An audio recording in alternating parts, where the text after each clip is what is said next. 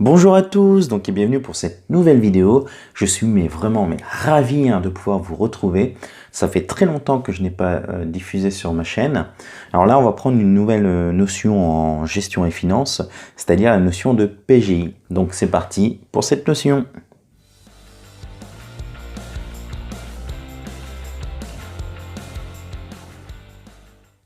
Qu'est-ce qu'un PGI? Alors un PGI, il faut savoir que c'est une notion qui peut paraître complexe, mais en fin de compte, le système informatique qui va vous être présenté, finalement, est assez simple quand on comprend bien les choses. Ce qu'il faut savoir, c'est que le PGI, en fait, c'est un acronyme avec la lettre P, donc, qui vient de progiciel, donc la lettre G veut dire gestion, et enfin, la lettre I veut dire intégré. Donc un PGI, c'est un progiciel de gestion intégré. Ce qu'on appelle en anglais un ERP. Donc le principe, ça va être très simple, c'est que en fait, le logiciel fonctionne avec une base de données unique sur laquelle vont se greffer ce qu'on appelle des modules. Alors par exemple, vous avez le module de la relation client, donc qui permet de gérer les prospects, de gérer les courriers que l'on envoie aux différents clients. On peut faire des relances pour les prospects. On a le module de gestion commerciale qui va pouvoir établir toute la chaîne des documents commerciaux, c'est-à-dire du devis jusqu'à la facture, en passant bien sûr par le bon de commande et le bon de livraison. Nous avons le module de gestion de la production.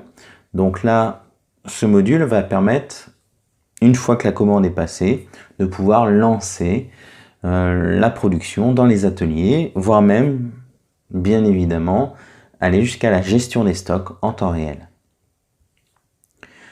Nous avons aussi le module de gestion des immobilisations, c'est-à-dire qu'à chaque fois que l'entreprise acquiert une immobilisation, qu'elle investit, donc ce module va pouvoir gérer notamment les amortissements et le financement.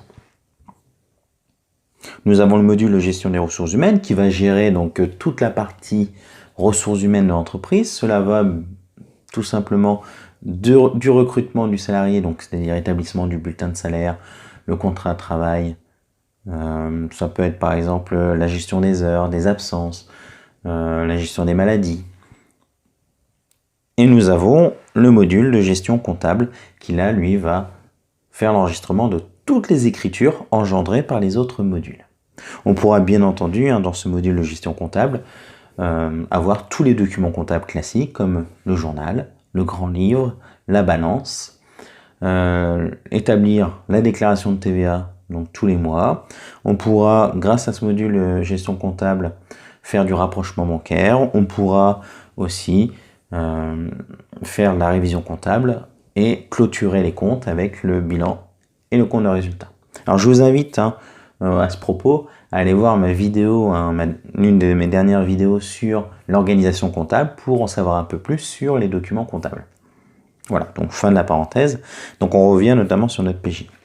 Alors, comprenez bien ici que le PGI, d'accord, est un ensemble de modules, donc c'est-à-dire des petites applications qui vont en fait graviter autour d'une base de données. Donc chaque module va être utilisé par des personnes qui vont saisir des informations, donc qui vont être stockées dans la base de données unique, et lorsque chacun aura besoin d'une information, la base de données pourra donc être interrogée et donner l'information. Donc je vais donner un exemple précis pour qu'on puisse comprendre. Donc imaginons voilà, que nous avons 4 personnes qui utilisent le PGI. Donc ces 4 personnes, bien évidemment, peuvent utiliser le PGI en même temps. On va avoir par exemple le commercial, l'ouvrier, le comptable et la gestionnaire de paie.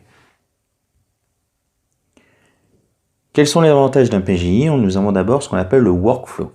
Alors le workflow se définit comme une automatisation des tâches, donc du travail. C'est-à-dire que le logiciel peut remplacer l'homme en effectuant à la place de l'homme, donc des salariés, différents documents ou même, ça peut aller jusqu'à faire des actions automatiquement. Donc imaginons que le commercial, lorsqu'il utilise son module de gestion commerciale, on peut imaginer qu'il va créer la commande d'un client. Donc cette commande va être bien sûr stockée dans la base de données du PGI. C'est là que le workflow peut commencer. Par exemple, le workflow peut établir la facturation automatique. C'est-à-dire que le commercial n'aura pas à ressaisir une nouvelle fois les articles et leur quantité, puisque en fait, il pourra en quelques clics générer la facture. Alors pour les PGI les plus développés, la facture se fait toute seule, automatiquement. À date d'échéance, il suffit de valider la commande et la facture se génère toute seule. Et ensuite, le PGI pourra comptabiliser automatiquement la vente. Donc là, le comptable n'a même plus besoin d'intervenir, puisque une fois que la facture est faite, envoyée au client et qu'elle est validée dans le module de gestion commerciale, l'écriture comptable bascule automatiquement dans le module comptable. Donc reprenons un exemple de départ. Donc imaginons là, que notre commercial saisisse un bon de commande à un client. Donc l'ouvrier, lui, quand il va ouvrir son module de gestion de la production, il va avoir une information, c'est-à-dire que le PGI va lui dire, voilà, il faut lancer la production. Imaginons qu'on soit dans une entreprise qui travaille en flux tendu, c'est-à-dire sans stock. Donc une fois que la commande du client est passée, le PGI ordonne à l'ouvrier dans l'atelier de lancer la production. En parallèle, le PGI va mettre à jour automatiquement les stocks au fur et à mesure de la production. Voire même, on peut même imaginer que le PGI fasse une commande automatique de matières premières. Voilà. Après, bien sûr, peut-être, pourquoi pas, validation du service concerné. En parallèle, la gestionnaire de paye, dans son module de gestion des ressources humaines, peut par exemple enregistrer les heures de travail faites par les ouvriers. On pourrait même imaginer plus loin que c'est l'ouvrier lui-même qui, dans le module de gestion des ressources humaines, saisisse cette information.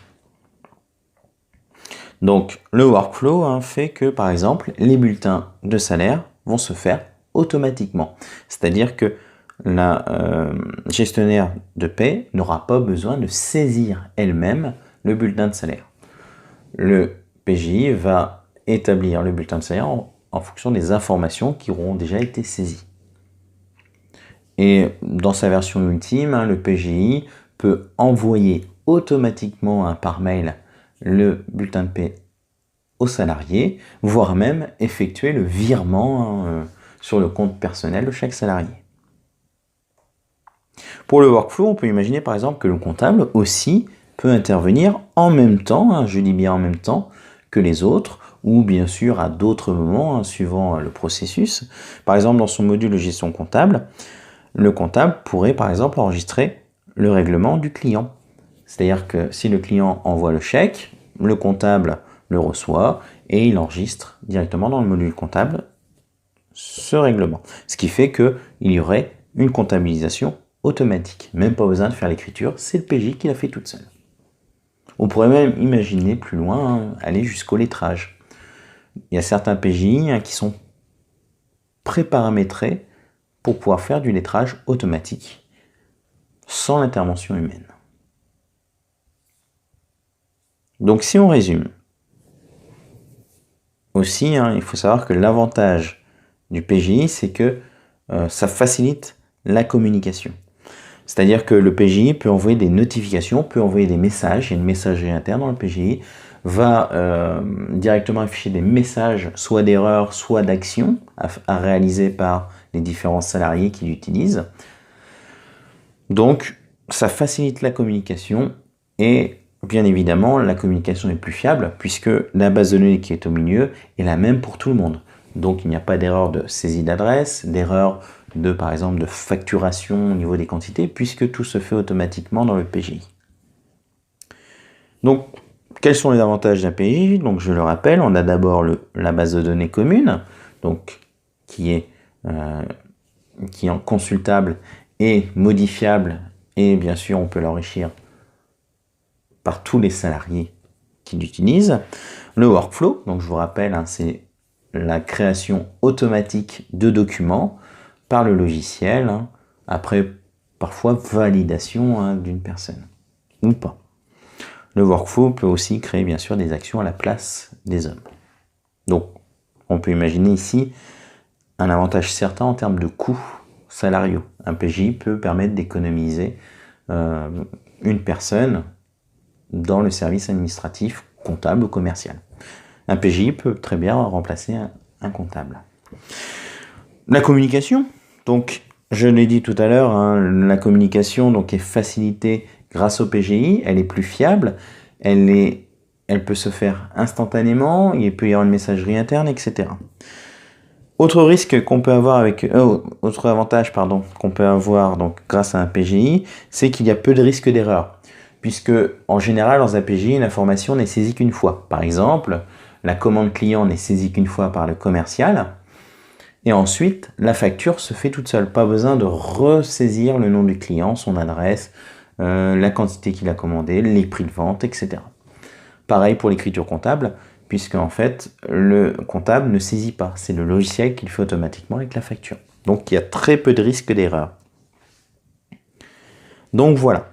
Voilà à peu près quels sont les avantages du PG. Bien entendu, il y en a d'autres hein, que je vous invite à aller voir hein, dans différentes recherches, notamment sur Internet. Voilà, donc cette nouvelle vidéo hein, vient de se terminer. Donc je vous remercie hein, très très fort hein, pour votre fidélité. Hein. Vous êtes plus de 2300 à me suivre aujourd'hui, au jour où je tourne la vidéo. Nous allons bientôt atteindre les 200 000 vues, donc pour moi c'est formidable. Hein. Et je vous remercie beaucoup. Hein. N'hésitez pas bien sûr à me soutenir en lâchant votre pouce bleu, bien sûr en commentant hein, cette vidéo. Hein. J'ai eu beaucoup de commentaires positifs hein, et ça me fait vraiment plaisir. Donc voilà, je tiens à souligner que je les lis tous. J'essaye d'y répondre au maximum. Alors peut-être qu'il y en a un ou deux qui m'échappent. Mais vraiment, j'essaye, hein, je mets un point d'honneur à vous répondre tous. N'hésitez pas à la partager hein, à votre entourage qui apprend ou qui se forme au niveau de la comptabilité. Voilà, donc je vous souhaite une excellente journée. Je vous dis, j'espère, plus vite que cette vidéo pour la prochaine fois. Ciao, ciao!